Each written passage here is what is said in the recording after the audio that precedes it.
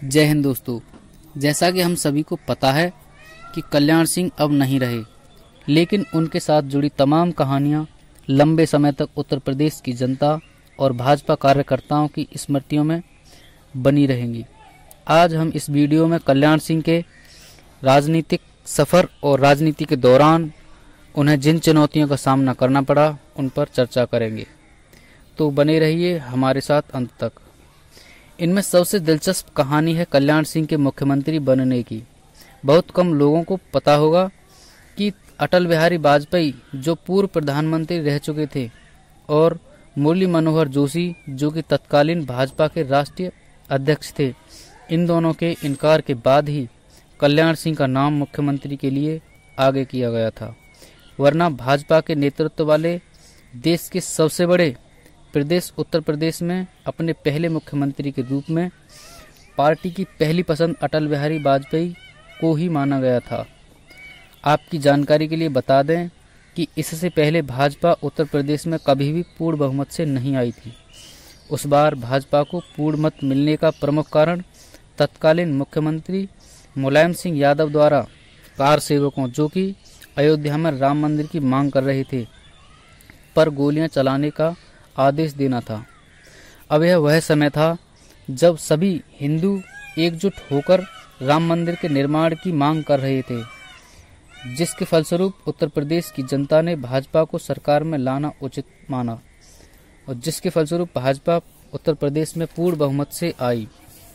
भाजपा के प्रमुख नेता बताते हैं कि स्वयंसेवक संघ नेतृत्व और भाजपा नेतृत्व के बीच तय हुआ कि अटल बिहारी वाजपेयी को उत्तर प्रदेश का मुख्यमंत्री बनाया जाए, क्योंकि देश के सबसे बड़े राज्य उत्तर प्रदेश के मुख्यमंत्री की हैसियत प्रधानमंत्री के बाद दूसरी मानी जाती रही है और केंद्र में दक्षिण भारत के ब्राह्मण नेता को कांग्रेस ने प्रधानमंत्री बना दिया था। इसलिए उनके मुकाबले वैसा ही वरिष्ठ और परिपक्व ब्राह्मण नेता उत्तर प्रदेश में मुख्यमंत्री बनाया जाना चाहिए था। इसलिए वाजपेयी के नाम पर चर्चा हुई, लेकिन वाजपेयी ने केंद्रीय राजनीति छोड़कर प्रदेश की राजनीति में जाने से अनिच्छा जाहिर की।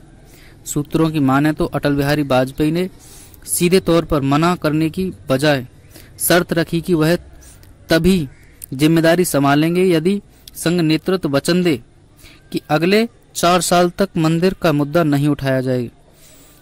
तो यह शर्त संघ और हिंदू नेताओं को कतई मंजूर नहीं थी। इसके बाद दूसरे नाम पर विचार शुरू हुआ और तब तत्कालीन भाजपा अध्यक्ष डॉक्टर मुरली मनोहर जोशी का नाम सामने आने लगा, जो वर्तमान उत्तराखंड के निवासी थे और इलाहाबाद में उनकी कर्मभूमि थी। उनकी विद्वता और ज्ञान असंदिग्ध था। वह ब्राह्मण होने के साथ साथ राम मंदिर आंदोलन का एक बड़ा चेहरा भी थे, लेकिन वे कुछ महीने पहले ही भाजपा के राष्ट्रीय अध्यक्ष बने थे। इसलिए जोशी ने कहा कि यदि वे उत्तर प्रदेश के मुख्यमंत्री बनेंगे तो देश में पार्टी के संबंध में यह संदेश जाएगा कि पार्टी के पास कोई भी अच्छा नेता नहीं बचा, इसलिए अपने अध्यक्ष को ही उत्तर प्रदेश में मुख्यमंत्री के लिए भेजा है। इसके बाद प्रदेश में नेताओं के नाम पर मंथन शुरू हुआ। तब मंडलवादी मुकाबले के लिए डॉक्टर जोशी ने ही कल्याण सिंह के नाम का प्रस्ताव किया। कल्याण सिंह इसके पहले प्रदेश के पहले भाजपा अध्यक्ष भी थे और साथ ही साथ डॉक्टर जोशी का आशीर्वाद भी उनके साथ था। यह वही दौर था जब भाजपा ने अपने सोशल इंजीनियरिंग के सिद्धांत के तहत पिछड़ी जातियों को आगे बढ़ाना शुरू किया था।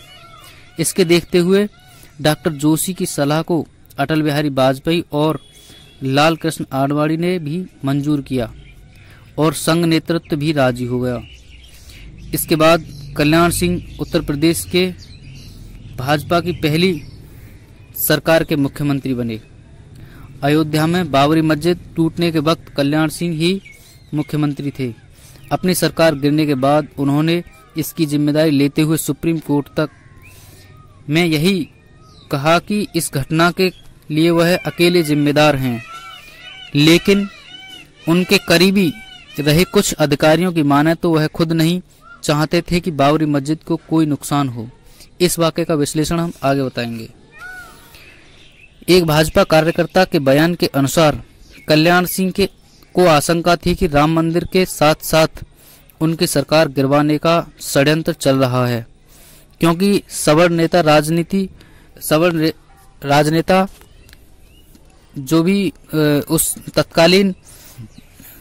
तत्कालीन सरकार में थे, उनको एक पिछड़ी जाति का मुख्यमंत्री सहन नहीं हो रहा था। उसके लिए उन्होंने आशंका अपने बेहद करीबी लोगों को साझा की थी। भाजपा छोड़ने के बाद खुद इस बात को कहा था। आपकी जानकारी के लिए बता दें कि कल्याण सिंह ने कुछ समय के लिए भाजपा छोड़ी थी और मुलायम सिंह के साथ कुछ समय के लिए राजनीति में आए थे। कल्याण सिंह के ऊपर पार्टी में पिछड़े वर्गों को जरूरत से ज्यादा पनाह देने के आरोप भी लगे। दिलचस्प है कि भाजपा के तत्कालीन सवर्ण नेता तो कल्याण सिंह के पीछे हाथ धोकर लगे ही रहते थे, साथ ही साथ पिछड़े वर्ग के नेता भी नहीं चूक रहे थे। बता दें कि सवर्ण शब्द को जनरल जाति के लिए प्रयोग किया गया है, लेकिन कल्याण सिंह को किसी भी प्रकार के विरोध की परवाह नहीं थी।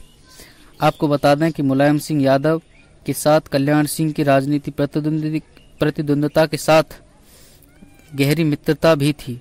यह बात उस समय किसी को नहीं पता थी, लेकिन बाद में इस बात का खुलासा हुआ। उत्तर प्रदेश की राजनीति में कल्याण सिंह और मुलायम सिंह दो ध्रुव बन गए थे, लेकिन 1995 में एक तीसरे ध्रुव के रूप में मायावती का उदय हुआ। एक बार जब मुलायम सिंह ने कल्याण सिंह से राजनीतिक क्षेत्र में खतरा को बताते हुए सतर्क रहने को कहा, तो मुलायम सिंह के समर्थकों ने मुलायम सिंह पर सवाल उठाए कि आप विपक्ष के नेता की इतनी चिंता क्यों कर रहे हैं। तब मुलायम सिंह ने बताया कि राजनीति प्रतिद्वंद्विता के अपनी जगह पर है, और लेकिन मैं उनका बेहद सम्मान करता हूं और उनकी राजनीति बिगड़ने से उन्हें तकलीफ होती है। इसके चलते कल्याण सिंह और मुलायम सिंह की दोस्ती सबके सामने आ गई। बता दें कि कल्याण सिंह का विवादों से भी काफी गहरा रिश्ता रहा है, लेकिन वह कभी विवादों से घबराए नहीं। पहली बार मुख्यमंत्री बनने के बाद उत्तर प्रदेश में अपराध मुक्त कराने का अभियान छेड़ा, जिसके चलते कई कुख्यात माफिया सरगना या तो प्रदेश छोड़कर चले गए या जेल में बंद हुए। कल्याण सिंह का पहला कार्यकाल कानून व्यवस्था के लिए लोग आज तक याद करते हैं और आगे भी करते रहेंगे। मायावती के समर्थन वापसी के बाद कल्याण सिंह ने अपनी सरकार कांग्रेस और बसपा को तोड़कर बचाई थी। उत्तर प्रदेश में अपराध को राजनीति संरक्षण का यह एक नया अध्याय माना जाने लगा था। पहले तो भाजपा इसका आरोप मुलायम सिंह यादव पर लगाती थी, लेकिन बाद में जब पार्टी को इस मुद्दे पर रक्षात्मक होना पड़ा, क्योंकि जब उसकी सरकार में दागी नेताओं के साथ कई ऐसे नेताओं ने भी शपथ ली थी जिसके खिलाफ कई गंभीर आरोप थे। बता दें कि कल्याण सिंह द्वारा प्रधानमंत्री अटल बिहारी वाजपेयी से सीधे टकराव की मुद्रा में भी सामने आने की बातें कही गई हैं। कल्याण सिंह का मानना था कि जो सवर्ण नेता पार्टी में ही कल्याण सिंह के विरोध में रहते हैं वे सब वाजपेयी की छूट का नतीजा है, जबकि वाजपेयी का मानना था कि कल्याण सिंह पार्टी में पिछड़े वर्गों को बढ़ावा देते हैं, इसलिए हर छोटी सी बात सीधे प्रधानमंत्री अटल बिहारी वाजपेयी तक पहुंचती थी। एक अफवाह यहां तक उड़ी थी कि 1999 में लोकसभा चुनावों में कल्याण सिंह न सिर्फ उत्तर प्रदेश में भाजपा को कमजोर करने में लगे थे, बल्कि वाजपेयी लखनऊ से हार जाएं इसकी भी तैयारी कर रहे थे। हालांकि वाजपेयी को तो जीत गए, लेकिन उनकी जीत का अंतर पहले से खासा घट गया था और भाजपा जिसने 1998 में 59 सीटें लोकसभा में जीती थी, वहीं घटकर 29 रह गईं। कल्याण सिंह को खोने की कीमत भाजपा को उत्तर प्रदेश खोकर चुकानी पड़ी। हमने एक वाक्य के बारे में अंत में विश्लेषण करने को कहा था, जो इस प्रकार था कि कल्याण सिंह स्वयं नहीं चाहते थे कि बाबरी मस्जिद तोड़ी जाए। हमारे विचार से यह कथन सत्य हो सकता है, क्योंकि हम पहले ही बता चुके हैं कि सवर्ण भाजपा नेता एक देश के सबसे बड़े राज्य के मुख्यमंत्री के रूप में एक पिछड़ी जाति के नेता को सहन नहीं कर पा रहे थे।